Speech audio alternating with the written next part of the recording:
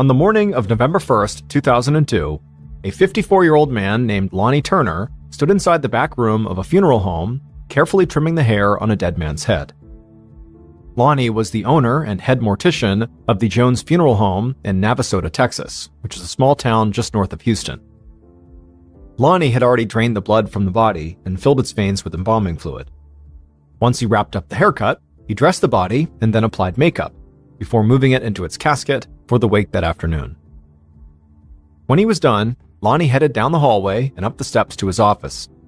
The whole time he walked, his feet ached. Lonnie was only 54, but lately, he'd been feeling exhausted from his job, and from all the volunteering he did outside of work. As he reached the sitting area outside his office, he looked at the photos that lined the walls. There were pictures of Lonnie with the town mayor, the Chamber of Commerce, and the Navasota School Board. He was the first African-American member of the Navasota City Council, and just 2 years ago, he'd received the Citizen of the Year award from the Chamber of Commerce. The plaque hung on the wall just outside his office, and every time he looked at it, he felt a swell of pride. But when he went into his office, Lonnie's smile quickly faded. Because his 21-year-old son, Junior, was sitting in Lonnie's chair with his feet up on Lonnie's desk, talking loudly nonstop into his cell phone. Lonnie tried to get his son's attention, but Junior just clearly ignored him. So Lonnie just stood there, arms crossed, giving his son a very stern look. Finally, Junior stopped talking on the phone and turned to face his dad.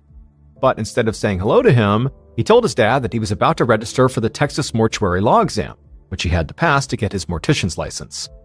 And getting that license was the very first step for Junior to be able to take over the family business, something Lonnie was all too aware of.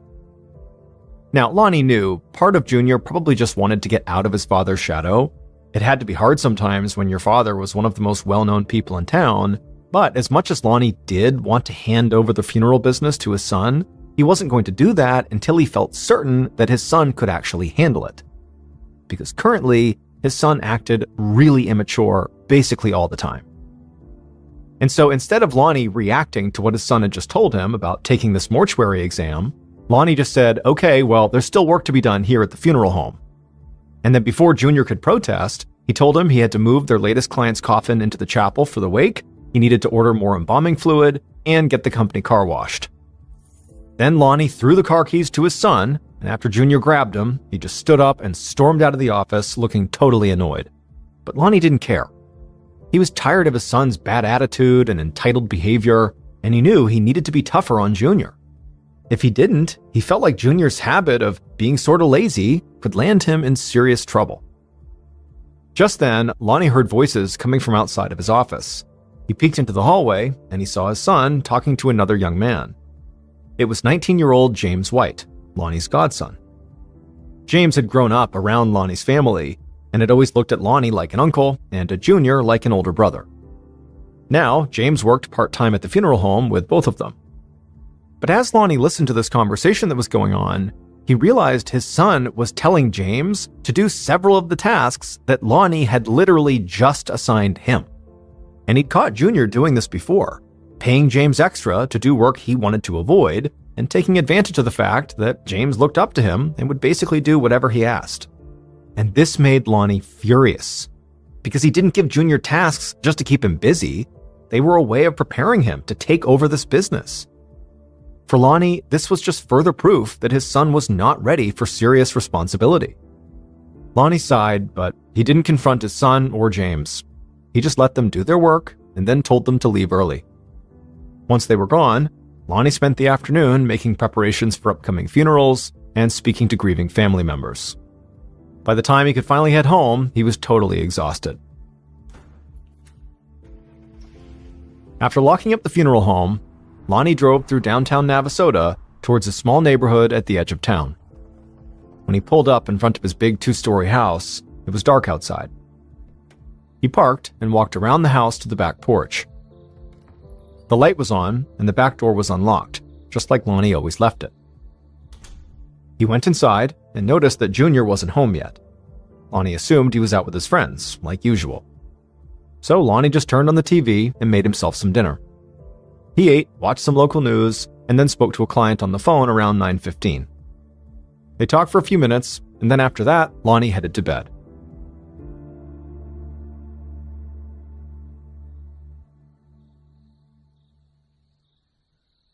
And he was so tired from work that day that he fell asleep pretty much immediately. And he was sleeping soundly when suddenly there was this loud creaking noise that woke him up. Lonnie sat upright in bed, confused, and before his eyes could adjust to the darkness, he heard something else. The sound of breathing. Someone else was in the room with him.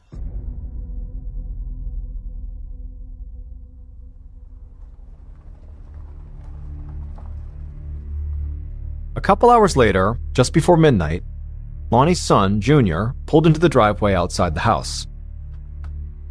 As always, he walked around to the back porch as well. But when he got there, he noticed the porch light wasn't on, and it typically was. And so he checked the bulb and actually found that it was slightly unscrewed. So he tightened it until the light came back on. After that, he opened the unlocked door and went inside.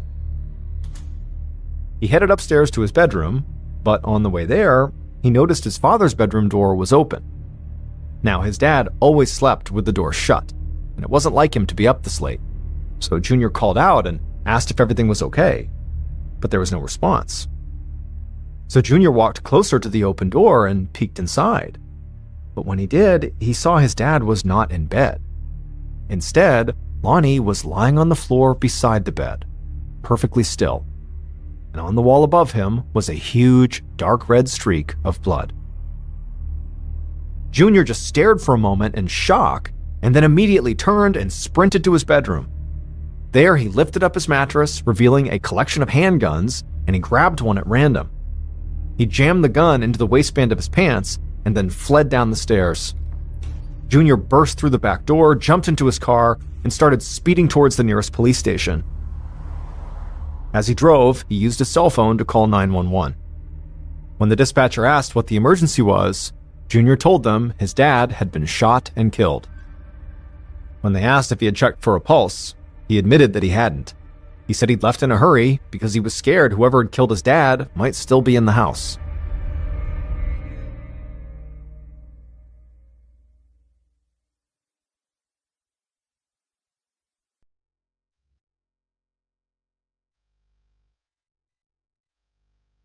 While Junior was speeding to the police station, an officer named Rob Bailey was patrolling the town.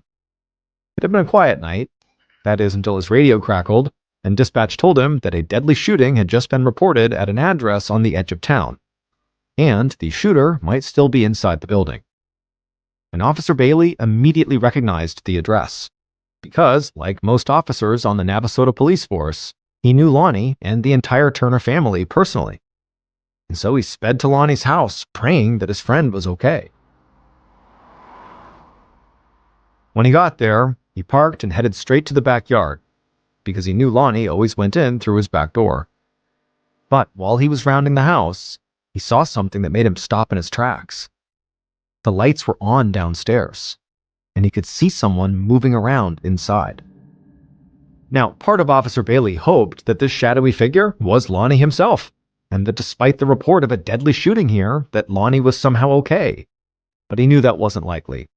More likely was this shadowy figure was the shooter. And so with his hand on his sidearm, Officer Bailey carefully walked to the back porch and knocked on the back door. There was a long moment of silence, then he heard footsteps from inside. The door opened, and when Officer Bailey saw who was standing there, he was confused. He recognized the man. But it wasn't Lonnie Turner. It was Lonnie's brother, Lawson, which was very unusual because the officer knew that Lawson lived almost 3 hours away. And as for Lawson, he also looked confused to be seeing a police officer standing at the door. And when Officer Bailey told him that he was actually here responding to a possible shooting, Lawson looked even more bewildered. He said he didn't know anything about a shooting and said he had only arrived a few minutes ago and found the house totally empty. Officer Bailey didn't know what to make of that, but he asked Lawson to please wait outside, and then Officer Bailey went into the house. Bailey went straight to Lonnie's bedroom, and there, just as Junior had described it, he would find Lonnie Turner laying on the ground beside the bed, with the wall streaked with blood behind him. Bailey leaned down to check his friend for a pulse, but there wasn't one. Officer Bailey just stood there for a moment, struggling to process the fact that his friend and one of the most respected men in the city was dead, most likely murdered.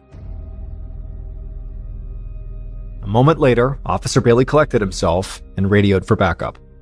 After that, he remembered that he had a possible suspect waiting outside.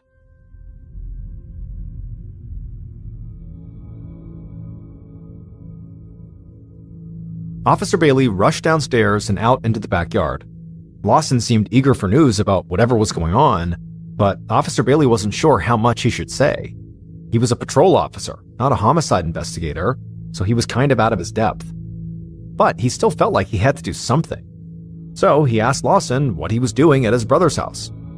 Lawson said he was on his way to Houston and he was planning to spend the night at his brother's house to break up the drive.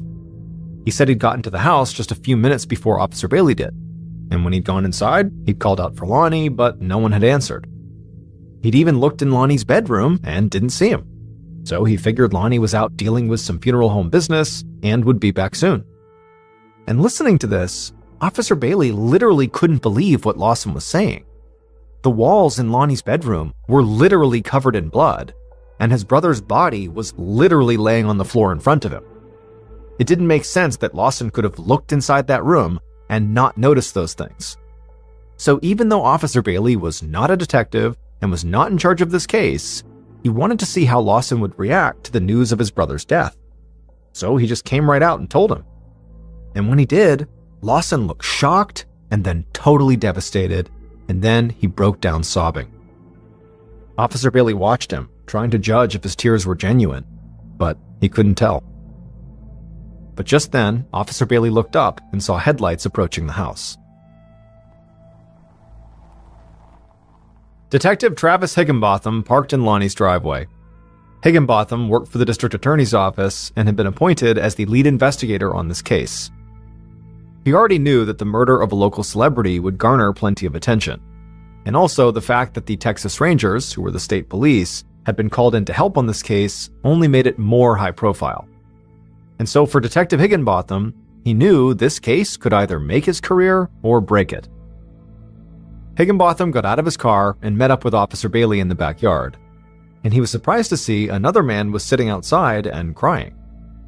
Officer Bailey quickly explained the situation, and the detective agreed that Lawson seemed suspicious. But before Higginbotham could even begin to think about that, he needed to go inside and survey the crime scene. He went to Lonnie's bedroom and took note of the trajectory of the blood spatter on the walls. Then he examined Lonnie's body, and the detective found 2 bullet casings from a 9mm pistol nearby.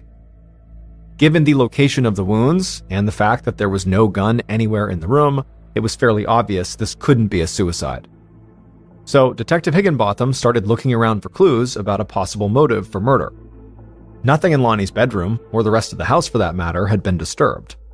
Lonnie's wallet and his watch were out in plain sight, and there was also $7,000 in cash in an unlocked safe. So it didn't seem like the motive for this was robbery. There were also no signs of a break-in, which made sense considering Lonnie kept his back door unlocked. But that also meant whoever killed Lonnie likely knew in advance he did not lock his back door. So it seemed like a working theory was whoever killed Lonnie knew him personally and maybe had some kind of vendetta against him. As he was thinking this over, Detective Higginbotham heard Lonnie's brother, Lawson, still sobbing outside in the yard. And so Higginbotham got up and headed out to question him. Lawson was clearly distraught, and he started by just repeating everything he'd already told Officer Bailey. And like Officer Bailey, Detective Higginbotham found his story to be very suspicious. The idea he looked in his brother's room and didn't notice his brother's body or the blood on the wall just didn't make any sense. So Higginbotham leaned forward and asked Lawson a much more pointed question. Did he own a gun? Without hesitating, Lawson said yes. He actually had it in his car right now. Lawson led Detective Higginbotham to his car and pointed at a pistol that was just sitting out in the back seat. But the detective saw right away the gun was a .32, not a 9mm, so it very likely was not the murder weapon. But Higginbotham did not think that proved Lawson was innocent. So he decided to bring him to the station, not for more questioning, but for a test.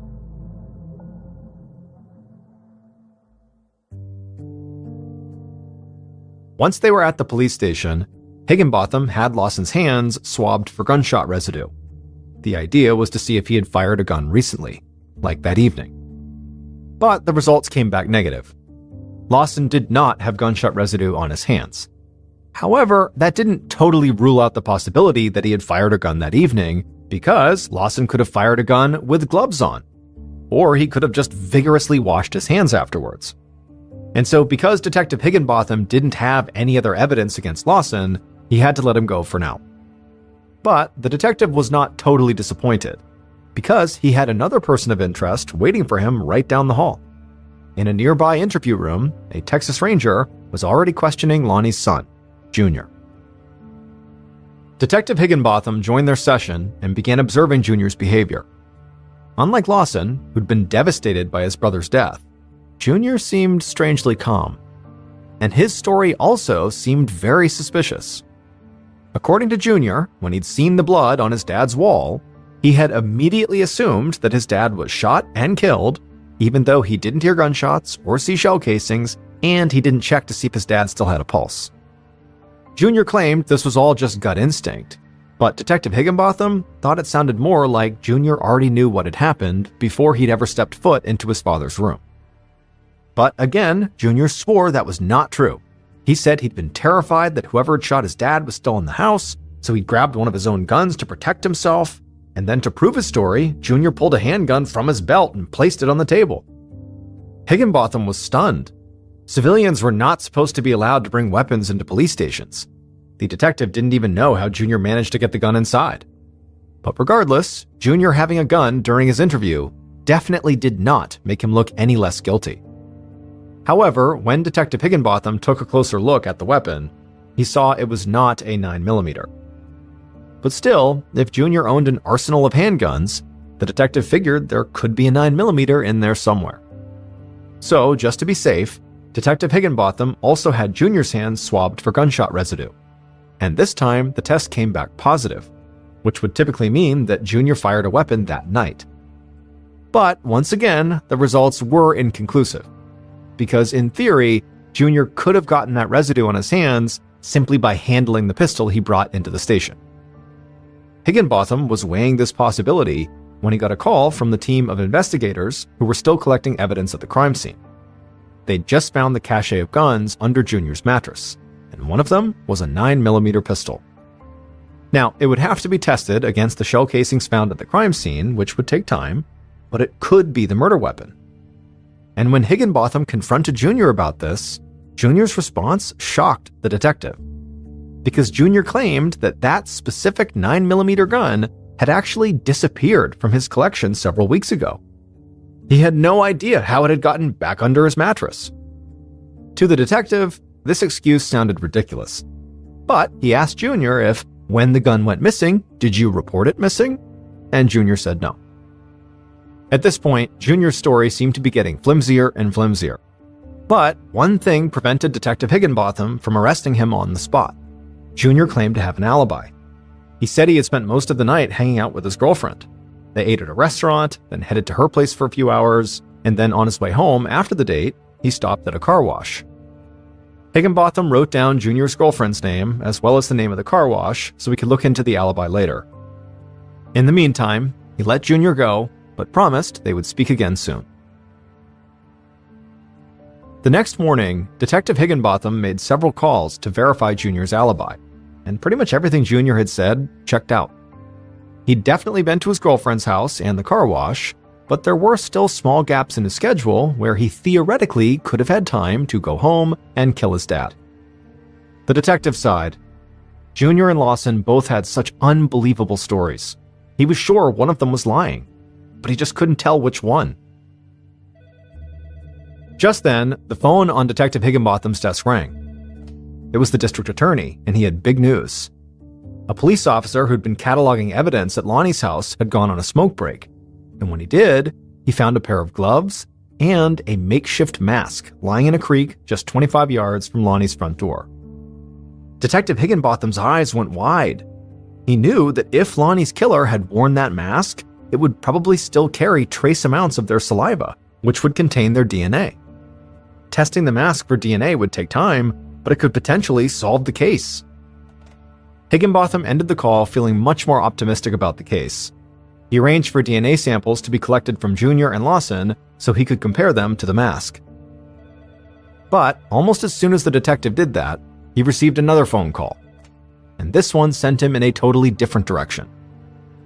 That call was from a Texas Ranger who said he'd done some digging, and he had discovered a criminal case involving Lonnie from a few months before his death. Apparently, a thief had stolen several blank checks from Lonnie's office, then made them out to himself, forged Lonnie's signature, and stole close to $8,000 from Lonnie's account. Lonnie found out and pressed charges. And because he pressed charges, this meant the police had copies of those fraudulent checks, and those checks had the thief's name written on them. The thief was Lonnie's 19-year-old godson, James White.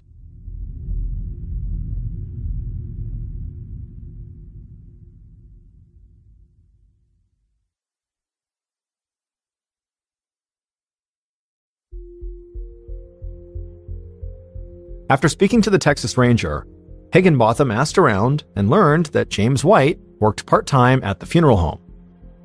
Evidently, Lonnie had forgiven him for the theft, but Detective Higginbotham didn't think that made James trustworthy. In fact, he thought that James could be just as strong of a suspect as Junior and Lawson. James was close to the family, he likely knew that Lonnie kept his back door unlocked, he also might have even known where Junior hid his guns. And so Detective Higginbotham knew he needed to question James immediately.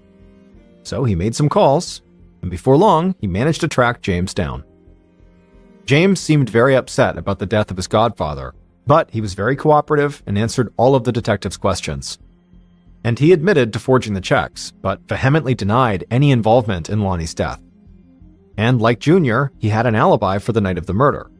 James said he had been at a club in a neighboring town with some friends who would all be able to confirm the story. Detective Higginbotham promised to contact them. Then he thought back to the mask that had been found outside of Lonnie's home, and he asked if James would be willing to provide a voluntary DNA sample. And right away, James said yes. Higginbotham collected a DNA sample from James and then headed back to the DA's office. When he got there, he sent James's DNA to be tested alongside the mask, just like Junior's and Lawson's. After that, he went into his office and he found a report on his desk. It was from the ballistics lab. They'd analyzed the shell casings from the crime scene and the 9mm pistol found under Junior's mattress, and they had confirmed what Detective Higginbotham already suspected. Junior's 9mm gun was in fact the murder weapon. Reading this, Detective Higginbotham was ready to arrest Junior right then, but when he asked the district attorney for approval, he said no. The DA said it was too early to make an arrest. With all the attention Lonnie's murder was getting, their case needed to be airtight. So before they made their move, they had to wait for the results of the DNA test on that mask. Detective Higginbotham knew there was always a chance the DNA test results could be inconclusive and get them nothing. So he continued to investigate his main suspects, and he kept an especially close eye on Junior. And in the weeks following his father's death, Junior went on a massive shopping spree with his inheritance. He bought an expensive boat and a luxury car, and he also hired a lawyer, even though he had not been charged with anything. This only made the detective more certain that Junior had to be guilty, and he was about to march into the DA's office and ask for permission to arrest Junior again, but he knew what they'd say. He would need more evidence. But then, 2 months after Lonnie's death, Higginbotham heard from a fellow detective that a different suspect was also behaving erratically. Lonnie's godson, James, had been caught trying to rob a bar, and during the robbery, he hit the owner of the bar with a cash register. Clearly, James was hard up for cash and willing to go to extreme and violent lengths to get it. With this, Detective Higginbotham found himself feeling totally overwhelmed by all the evidence against each of his potential suspects. However, all this evidence was kind of all over the place. He couldn't really put it all together. And so he went into his office, sat down at his desk, and went back over all the information he had about James, Lawson, and Junior. James was a known thief with access to Lonnie's house. He could have easily gotten inside and killed Lonnie during a robbery gone wrong. However, no valuables had been taken from the crime scene, which didn't seem to add up if the motive was burglary. Then there was Lawson. He was literally in the house when police arrived, and his story about looking in his brother's bedroom and not noticing the blood on the wall or the body on the ground was hard to believe. And finally, there was Junior. Junior owned the murder weapon and had gunshot residue on his hands on the night of the murder, and also the fact that he fled the crime scene before verifying that his father was actually dead still just didn't sit right with Detective Higginbotham. And most importantly, Junior stood to benefit the most from his father's death. With Lonnie out of the way, he inherited a significant amount of money and a successful funeral home business. And so Detective Higginbotham was sure he was so close to figuring out who killed Lonnie. And sure enough, just a few days later, the DNA test results from the mask came back. And when Higginbotham saw them, he knew the case was solved.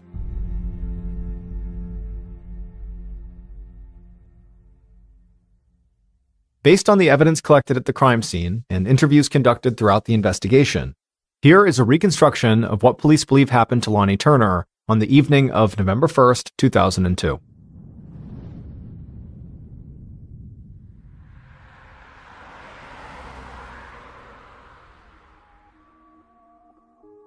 That night, sometime between 9:15 and 10 p.m., the killer drove into Lonnie's neighborhood with their headlights off. They parked outside of Lonnie's house, then put on their gloves and their mask, a mask they had made earlier by cutting holes in a gym shoe bag. Now, if all went according to their plan, no one would see them tonight. But if somebody did catch a glimpse of them, the killer could not afford to be recognized. And so as an extra safety measure, the killer grabbed a 9mm pistol that they'd brought with them, and then stepped out of the car and hurried towards the back of Lonnie's house. When they got to the porch, they reached up and unscrewed the porch light bulb just enough to break the circuit and kill the light. Then the killer reached for the doorknob, and as expected, it was unlocked. The killer headed inside and went straight for the master bedroom. They knew the thing they'd come here for was inside of that room. They reached the door, turned the knob, and carefully pushed the door open just a crack. The killer peeked inside. He saw Lonnie was lying in bed, snoring. The killer watched Lonnie for several seconds. They knew entering the room was risky, but at this point, they'd come too far to turn back now. So eventually, they pushed the door open further and began to go inside. However, the killer only got 1 foot into the bedroom before the door made a loud creaking sound. The killer froze. They looked over at the bed, and to their horror, Lonnie stopped snoring, sat up suddenly, and looked right over at them. For a moment, the two just stared at each other. The killer had no idea if Lonnie could recognize them with their mask on, but Lonnie looked like he was about to stand up and confront them, so in a panic, the killer raised their gun and fired. Lonnie screamed, and the killer immediately fired again, and Lonnie went limp and then rolled off the bed onto the ground. The killer was so shocked by what they'd done that they didn't even wait to see if Lonnie was dead. Instead, they just turned and ran out of the room, completely forgetting the thing they had come here for. And the killer was almost out the door and out of Lonnie's house when they realized they couldn't just flee the scene while carrying the murder weapon. So they ran back inside, went to another bedroom, lifted up the mattress, and dropped the gun underneath. After that, the killer sprinted out the back door, tore off their gloves and mask, tossed them in a nearby ditch, and then jumped into their car and sped away.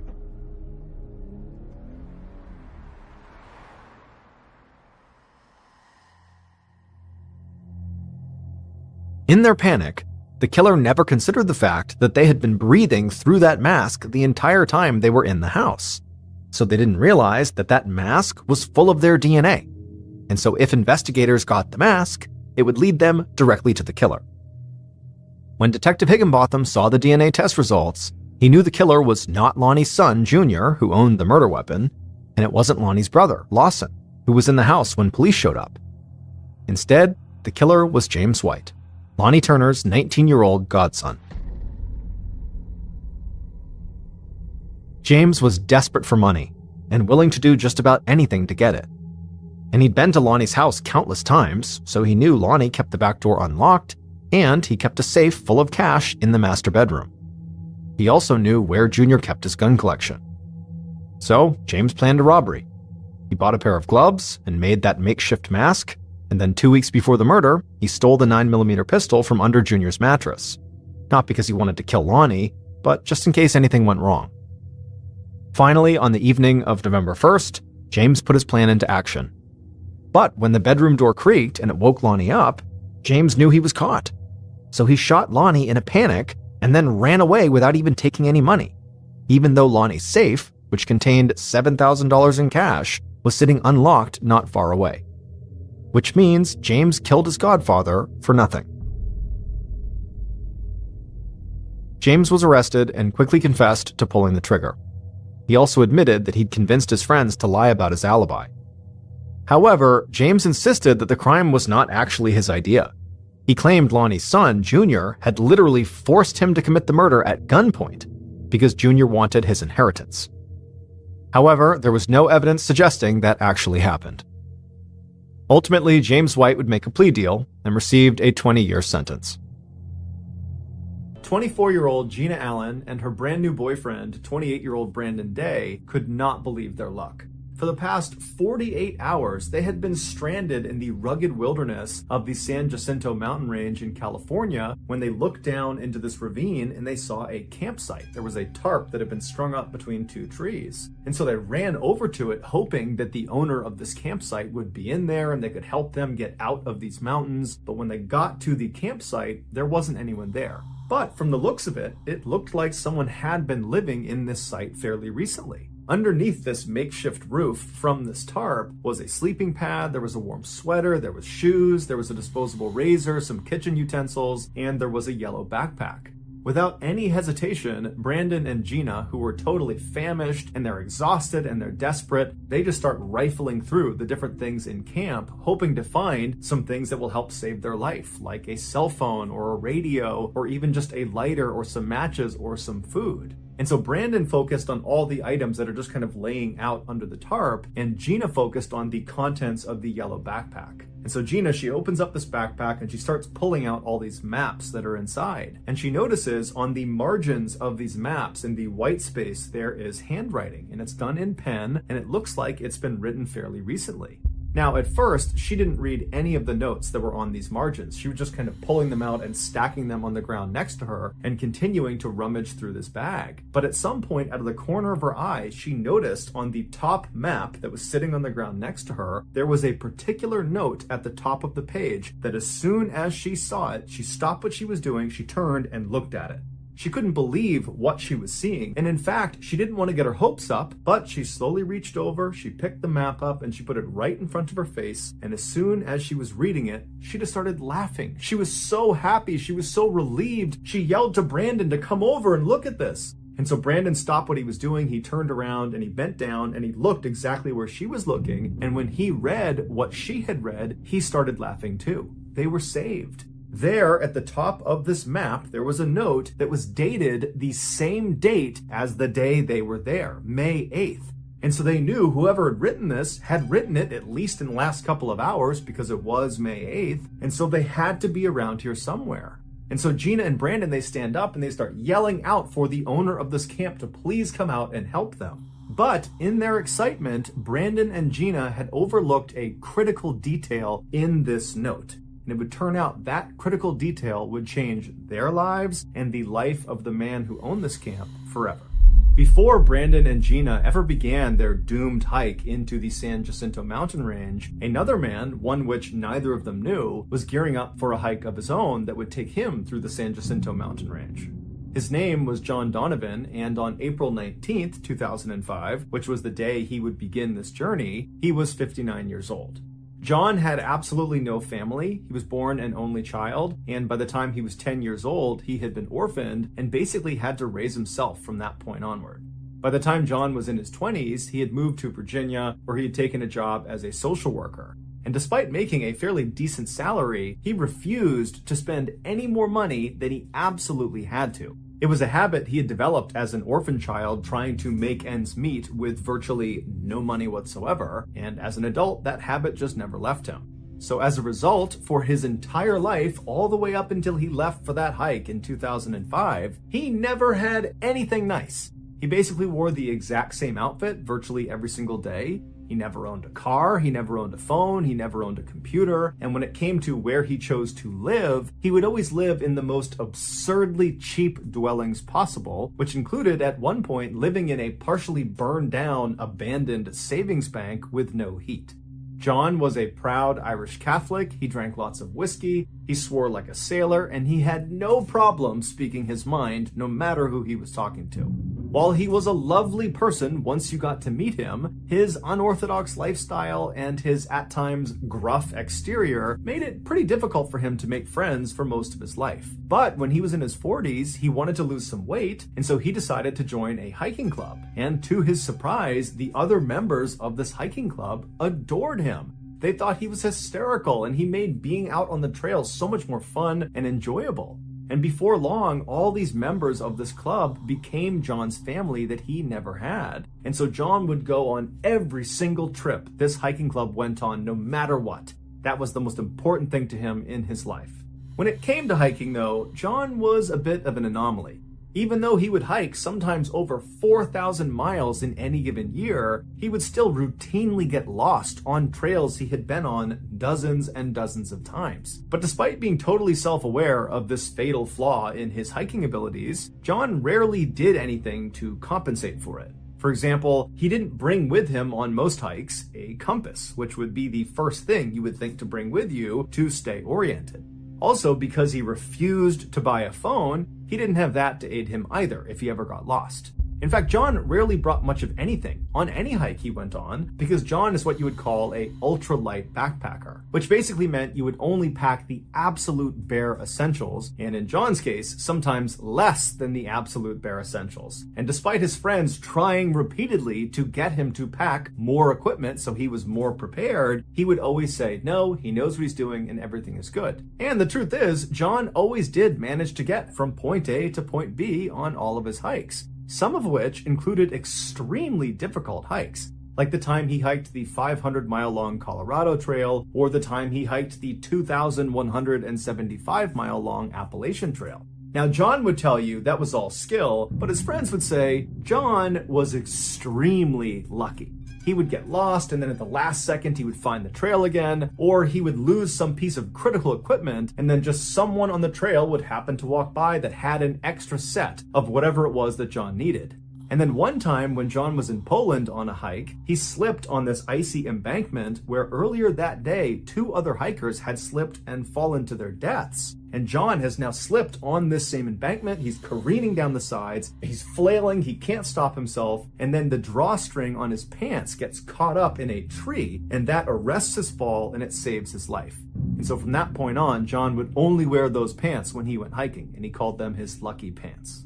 In the spring of 2005, John and one of his very close hiking friends named Ken Baker, who was roughly his age, decided they were going to hike the 2,650-mile-long Pacific Crest Trail. This trail spanned the entire west coast of the United States. It starts in Southern California, right on the border of Mexico, and it goes all the way up to the very northern end of Washington State, right on the border of Canada. It takes the average hiker, if they're going to do this entire trail in one go, about 5 months, unless there's bad weather conditions that impede them along the way.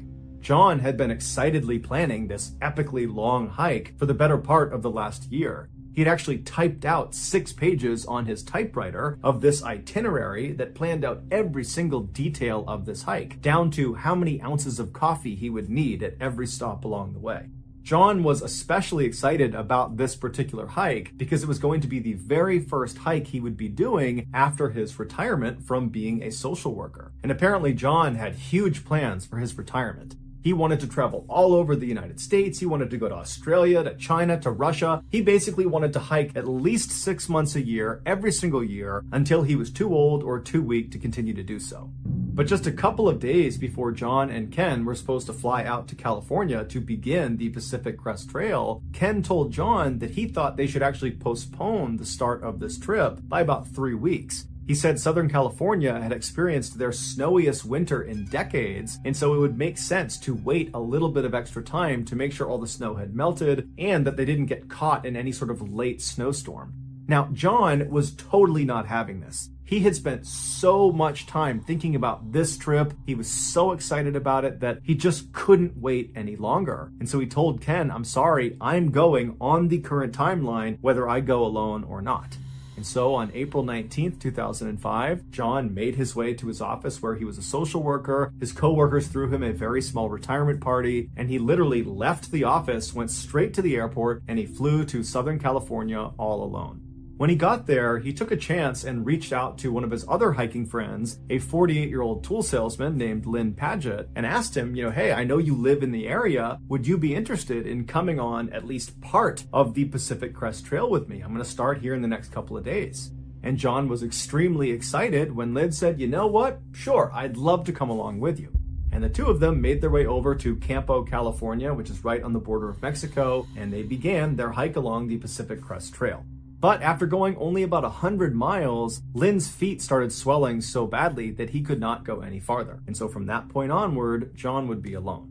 The San Jacinto mountain range is the first major mountain range that the northbound Pacific Crest Trail hikers will encounter, and statistically, it's actually the most dangerous portion of the Pacific Crest Trail, as 15% of all the fatalities that occur along this huge trail occur in the San Jacinto mountain range. It's a very steep mountain with a rapid rise in elevation from the desert floor all the way up to over 10,000 feet, which means in the summer, even when it's extremely hot down around the base of this mountain, it will probably be windy and snowing at the top. John reached the base of the San Jacinto mountain range on May 2nd, and as he began his slow climb up, all of the hikers he was encountering were all talking about the same thing. There was apparently some big snowstorm that was due to hit the San Jacinto mountain range in the next couple of days, and so all of these hikers were actually evacuating the mountain to go to this little town to wait out the storm. Everyone's fear was they would get caught on Fuller Ridge when the storm hit. Fuller Ridge is towards the top of the San Jacinto mountain range, and it's probably the most dangerous part of the entire mountain range. It's basically this totally exposed, very steep section where if you lose your footing, there's nothing to stop you from tumbling down to your death. But when John heard this, he wasn't fazed at all. He was not about to evacuate because of some storm. He was just going to continue up this mountain, go over Fuller's Ridge, and carry on along the Pacific Crest Trail. And so for the rest of the day, he just continued up the mountain and eventually made camp about halfway up. He actually stopped near two other hikers that were also going to push through despite this storm. It was a 46-year-old nurse from Canada named Connie Davis and her son, 20-year-old Alex. And they were both very experienced high-altitude climbers, and they had all the right gear, and they were very well prepared. And so that night, after both parties had set up their camp, they struck up a friendly conversation, during which John made some dismissive comments about Connie's parenting style that really agitated her, although it didn't seem like John really noticed he had upset her. And so needless to say, the next morning, Connie and her son had packed up and were long gone by the time John was waking up.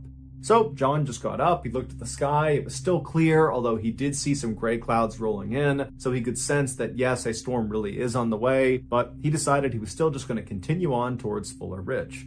So he put his backpack on and he began walking up the trail, and a little while later, when he was nearing Fuller Ridge, but was still several miles away, three very well-equipped hikers that he had not seen before came charging down the path towards him. And John stopped them and he said, "Hey, how is it up there? What's the weather like? What's Fuller Ridge like?" And they kind of looked at John and sized him up, looking up and down, and they saw that, he's got light clothes on, he's got sneakers on, he doesn't have trekking poles, he just looks totally ill-prepared for what he's walking into. And they said to him, I don't think it's a good idea for you to continue on here. This storm is going to hit any time now, and we're not going to Fuller Ridge. We're actually turning around and leaving because of the storm, and we have all the right gear. You should really consider turning around and leaving. But these three hikers would say there was just no way they were going to change John's mind. He was totally dead set on carrying on to Fuller Ridge. And so the three men that had told him not to go eventually just said, okay, good luck. And they carried on down the trail, and John continued up.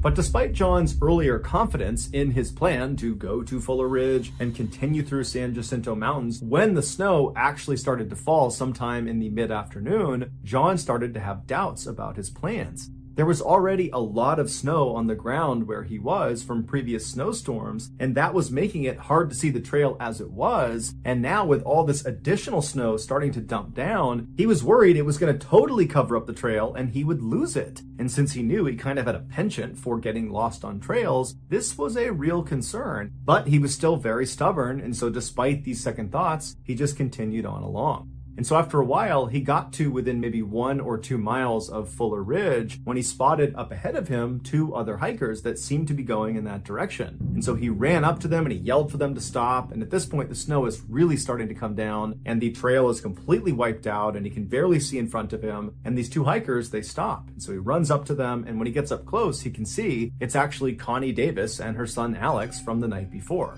And so Connie is obviously not thrilled to see John again, but when he explained that he was having a really hard time staying on the trail and, could he just tag along with them, Connie said, you know what, that's just fine, we're happy to have you. But she explained to him she was not going up to Fuller Ridge. Instead, she was taking a more circuitous route that would bypass the ridge. It would take a lot longer, but it would be safer given the weather conditions. John assured her that that was totally fine. He would just trail along with them, and then at some point he would break off on his own and he would go up to Fuller Ridge and they could go their separate way. And so Connie, her son, and John begin walking along together. Now, Connie and Alex, they had crampons on their shoes, which are basically like metal cleats and allow you to very easily grip the snow and ice. They had trekking poles, they had all the right warm gear, and so they're easily moving along through these weather conditions. Meanwhile, John didn't have trekking poles or any high-speed equipment. He did have crampons that he tried to put onto his shoes, but because he had sneakers that were not lined up to this type of crampon, they didn't really fit right, and so it caused him to constantly stumble and fall on the ground.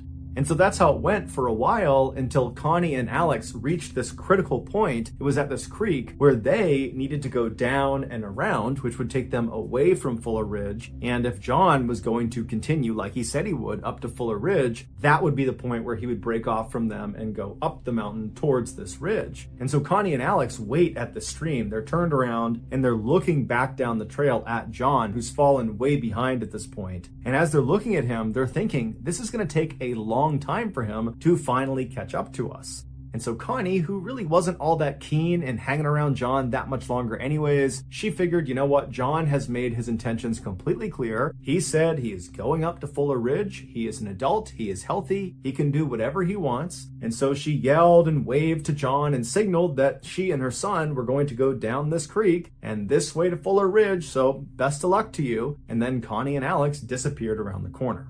Once John's hiking partners had gone, John got up to that creek and he was going to try to go up to Fuller Ridge, but by that point the snow was practically blinding, and so at this point John decided, you know what, I do need to turn around and go back down the mountain and evacuate to that town where everybody else had gone to avoid the storm. And so John turns around and starts trying to backtrack along this trail back down the mountain, but the trail is gone. The snow has completely whited it out, and there's no other hikers anywhere nearby, and even if there were, he wouldn't be able to see them. And so for several hours while it was still light out, John did his best to navigate down the mountain, and then when the sun went down, he really had no idea where he was.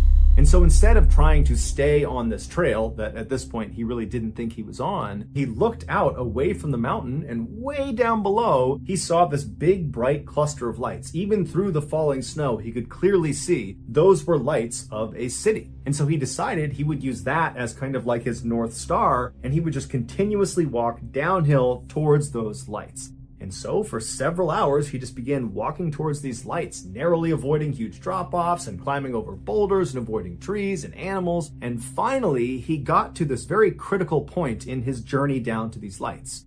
He reached this area called Long Valley, where he had a decision to make. He could either continue down the mountain, which would require jumping down into this ravine that once he did, he would not be able to climb back out again. It was too steep. Or he could turn around and hike way back up the mountain and go some other direction. But at this point, he had really no idea what direction was the best direction. All he knew is he needed to go down the mountain because his situation was getting worse and worse by the second.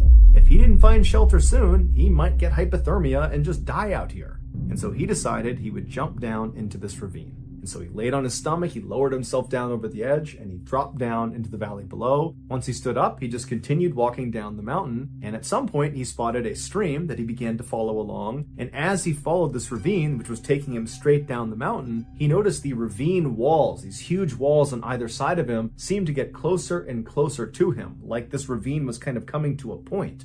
And then after a while, he noticed up ahead, the stream just kind of disappeared. And so he walked a little bit farther, and then he came to an abrupt stop. The water had disappeared because it had flown off a 100-foot cliff that he was now standing in front of.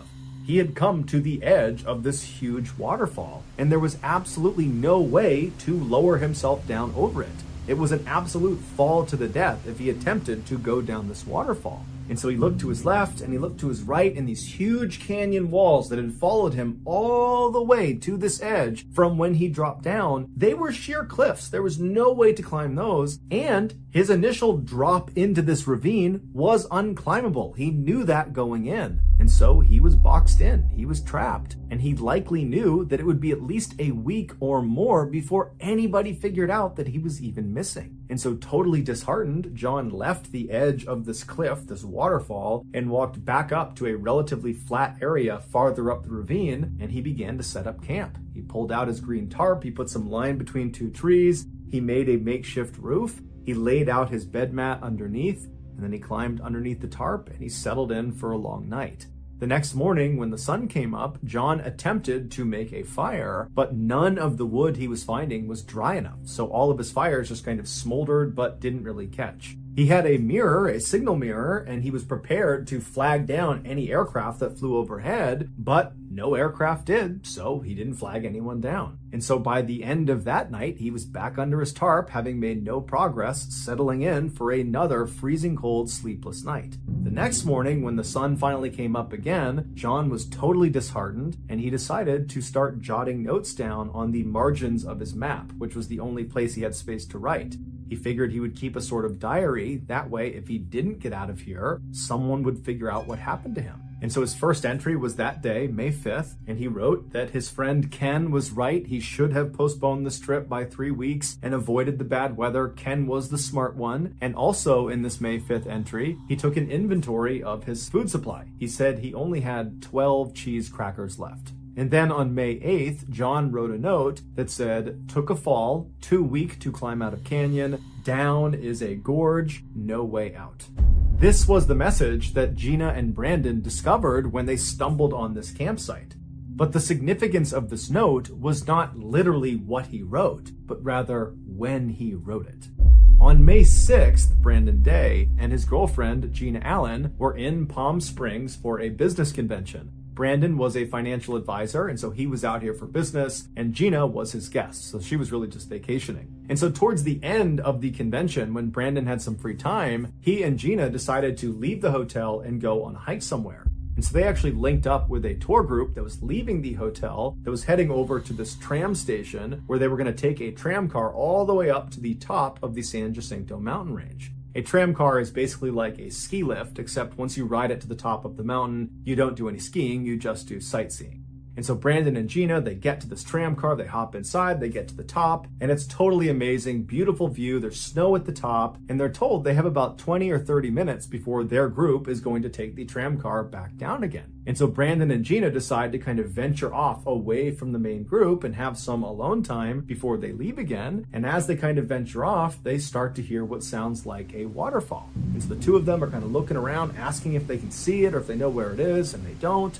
And so they say, hey, do you want to just leave the trail and walk towards this waterfall? It can't be far. It sounds like it's only maybe a couple of minutes away. We'll take some pictures, we'll come back, and then we'll catch the tram back down again. And so they decide this is a great idea. They leave the path and they start walking towards the sound of this waterfall. But after walking for a pretty significant distance, they realize the sound of this waterfall is not getting any closer. It seems to actually just be getting farther and farther away. And what they didn't know was happening was the sound of the waterfall was actually echoing off the walls of this mountain. It was basically playing a trick on them. The acoustics made it seem like it was really close, but really it wasn't. It was pretty far away. And so by the time they finally did locate this waterfall, they knew they had ventured fairly far off the main trail, and they really needed to hustle to get back up to the tram station to meet their group and catch that last car out. And so they took a couple of pictures of this waterfall and then quickly turned around and began booking it back towards the station. But on their return trip, which they believed they were going in the right direction, they started hearing the sound of voices coming from the tram station, but they were coming from a different direction. And so Gina and Brandon stopped and they're thinking, I think we got to go this way, but clearly that's the sound of the other people in our group coming from that direction. And so they decide to follow the sound of the voices. But just like the sound of the waterfall, the sound of the voices were not coming from that direction. That was just an echo bouncing off the walls. It was basically a trick the mountain was playing on Brandon and Gina. And so they start walking in the wrong direction, and after walking for quite a while and not getting anywhere nearer the tram station, the voices just finally stop. And they look at their watches and they realize they missed the cutoff. They missed the last tram. All those tourists they were with, they've left. They are now alone somewhere out in the middle of the mountains. But they did not panic. They figured, you know what? We'll just make our way to the tram station and we'll either catch the next tram or, maybe there's a payphone or something up there we can use and, we'll figure it out. Now, it's important to mention that Brandon and Gina did not expect to spend very much time out in the elements. They expected to get on a tram, stay at the top of this tram station with a bunch of other tourists where there was a restaurant and a bar, and then they were going to ride that tram car back down and be back at their hotel before dinner time. As such, they didn't bring any supplies. They didn't even have their cell phones. They had left those in the hotel room because they wanted to make sure they were focused on each other. And so all they had were the clothes on their back, which were very light. They had tank tops and some sweatpants on. They each had a very light jacket as well. And they had a wallet and some chapstick. They had no water. They had no food. And so Brandon and Gina, they begin walking around in search of this tram station. And for several hours, despite their best efforts, they don't find it. And then before long, the sun is going down and the temperature is dropping rapidly. And so eventually, after it becomes too dark to continue to move around, the couple winds up going into a cave where they huddle up all night, barely avoiding becoming hypothermic.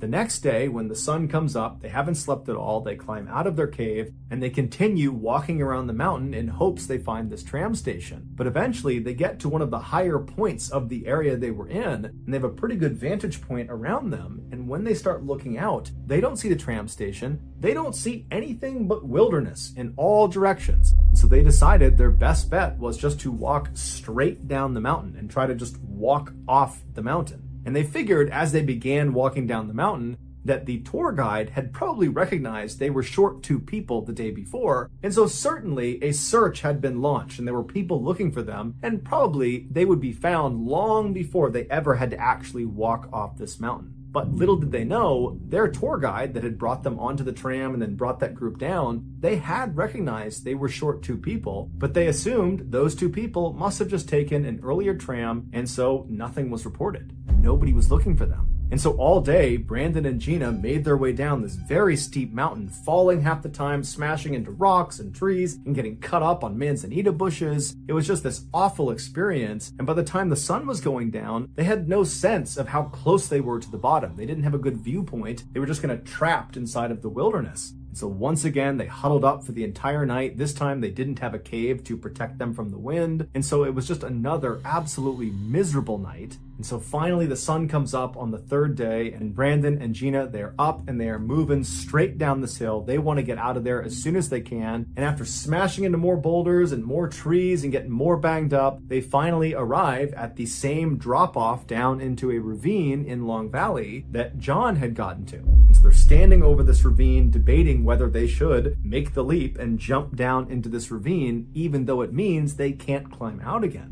As they're looking around, they're figuring, you know what, we don't really have a better choice. We don't really have the energy to climb all the way up and try to go a different way, and we don't even know if those ways are more advantageous. And so just like John, they turn around onto their stomachs, they grip the top of this drop-off, and then slip down into the ravine. Once they stand back up, they start walking down this ravine and they spot a river, and they run over to the river and they drink as much water as they possibly can. And it's a huge morale booster. And then they get back up again and they're continuing walking down the stream when off in the distance, they notice a green tarp strung up between trees. it was John's campsite. And so Brandon and Gina, they run over to this campsite and they eventually come across John's notes on the margins of his maps. But after standing up and yelling out for this owner to please come out here and help us, we need your help, we're lost, and then no one came out of the woods, no one heard them, no one responded, Brandon went back to the note and he looked at it again, and that's when he noticed it. The note had been written on May 8th. However, it had been written on May 8th, 2005. The year that Brandon and Gina were reading it was 2006. So this note was 1 year old. John had just happened to get lost and write a note on the exact same calendar day that Gina and Brandon arrived at his campsite and discovered the note. In their initial excitement and joy that they might get saved, they did not pick up on that year discrepancy. The couple began looking more closely at all of the gear underneath the tarp, and they noticed all of the metal objects like the forks and spoons and the pots and the pans, they were all starting to rust, and some of the other objects like the shoes looked like they had been sitting in the same spot for a really long time. They both started to get a really bad feeling about this campsite, like something terrible had happened there.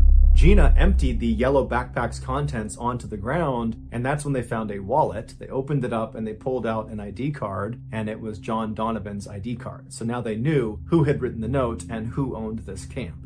Afterwards, Gina and Brandon laid out all of the maps to see if there were other messages that they had not read yet. And there were. There were 2 other additional messages after the May 8th message. On May 11th, John said he was celebrating his 60th birthday and that unfortunately he was down to his last 2 cheese crackers. And then in his final message on May 14th, John wrote, "Headed down to creek for water. Goodbye. Love you all." Devastated, the couple knew what they were reading were almost certainly John's last words, and his body was most likely somewhere around here. And then it dawned on the couple that if John, who seemed like an experienced hiker who had all this gear, if he had gotten trapped and died out here, then how did they stand any chance with no experience and no equipment? And so not knowing what else to do, Gina just rounded up all of John's things, she stuffed them into his yellow backpack, and then she shouldered the pack, and then she and Brandon just walked away from John's campsite and continued walking downhill, hoping that up ahead there was not going to be some gorge like John had mentioned in his May 8th note. But unfortunately, after walking for a little while, they reached that cliff with the 100-foot drop, with the waterfall going off the side of it, and they realized that they were trapped, same as John. There was nothing they could do. And so totally speechless and shocked, they just both sat down, they didn't look at each other, and they just sat there wondering what was going to happen next. And they both were thinking, this could be the place where I die. At some point, Gina kind of snapped out of her trance and she took John's backpack and she began rifling through it, pulling everything out all over again. And Brandon asked her, what are you doing? And she said, well, maybe there's something in here that we missed. Maybe there's a secret pocket or something in here that could help us. And so she rifles through this bag, and sure enough, she finds inside of a small pocket in the bottom of the bag was another bag, a little plastic bag, and inside of it were matches, and they were still dry. And so immediately the couple pull them out and they start to round up logs to try to make a fire, and as soon as they light it, it doesn't catch because all the logs in the area that were on the ground were wet from previous snowstorms and rainstorms. And so all night they tried lighting these fires, but they all just kind of smoldered out. And so eventually, after the sun went down, Gina and Brandon, who were totally disheartened, they went back up to John's campsite and they went under his tarp and they huddled together for another freezing cold night. The next morning, Brandon woke up because he actually did fall asleep, and Gina was still sleeping. And so Brandon decided to just leave the tarp and go out and get a breath of fresh air. He knew they were in a terrible position, but he just wanted to clear his head. So he stood up and he could barely stand. He was so achy and tired and he was so hungry, and he decided he would just walk down to the edge of this cliff and look out into the valley to see if maybe there was a way down. And so he walked along the river, stopping periodically to get a sip of water until he got to the very edge. And when he got there, he looked down and he saw something that he had not seen the day before. There, in a pool of water all the way down, 100 feet down, was a body lying face down in a pool of water. And that body belonged to John Donovan. Brandon was too far away to actually confirm if that really was John, but he instantly knew. But instead of being scared or saddened or depressed by the sight, it kind of invigorated Brandon and reminded him that if he doesn't act, he and Gina were going to die too. And so Brandon decided he wasn't going to set some small campfire to try to signal someone. He was going to try to light the entire forest on fire.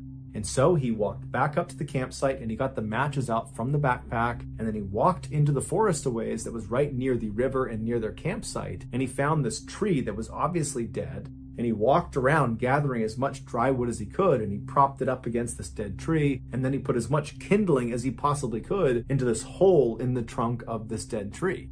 And after doing all this prep work, he got his matches out and he lit some of the kindling, and to his surprise, the tree caught on fire almost immediately. In fact, it burned so quickly and so big that Brandon had to run away so that he didn't catch on fire.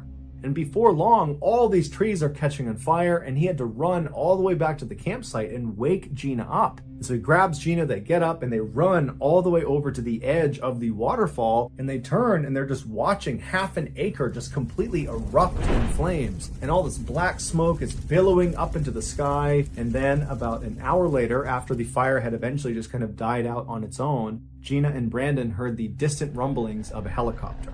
They had seen the smoke and they were coming to rescue them.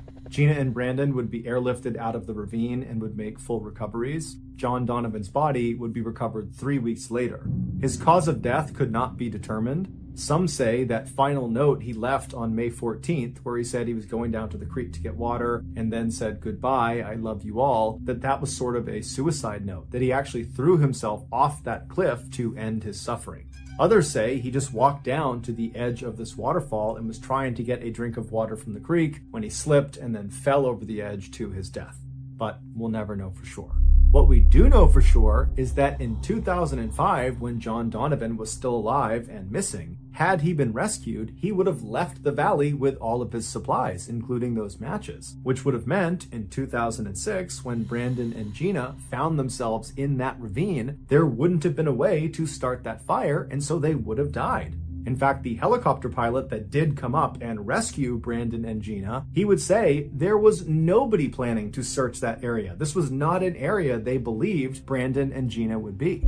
And so it really was only because of that fire that those two lived.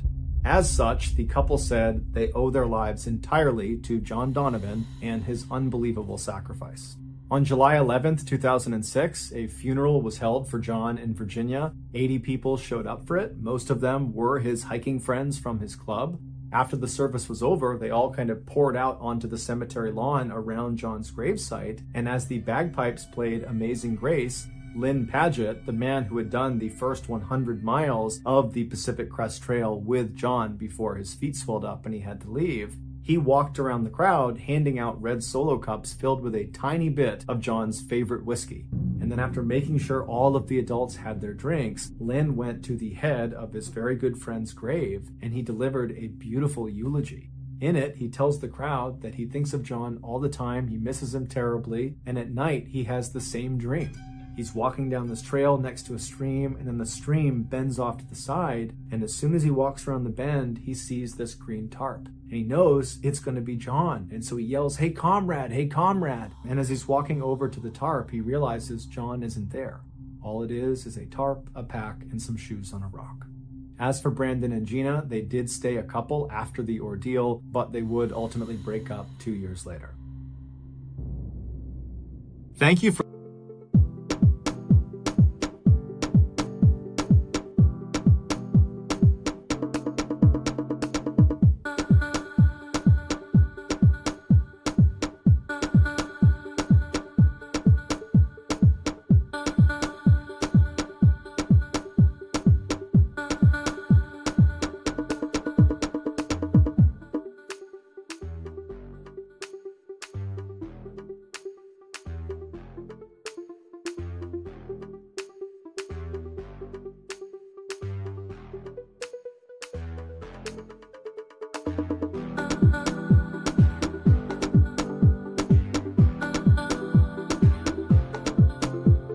for listening to the Mr. Ballin podcast. If you got something out of this episode and you haven't done this already, please sneak in to the 5-star review button's bedroom and heat up both sides of their pillow right before they go to sleep. Also, please subscribe to the Mr. Ballin podcast on Spotify, Apple Podcasts, Amazon, Google, and anywhere else you get your podcasts. This podcast airs every Monday and Thursday morning, but in the meantime, you can always watch one of the hundreds of stories I have posted on my YouTube channel, which is just called Mr. Ballin.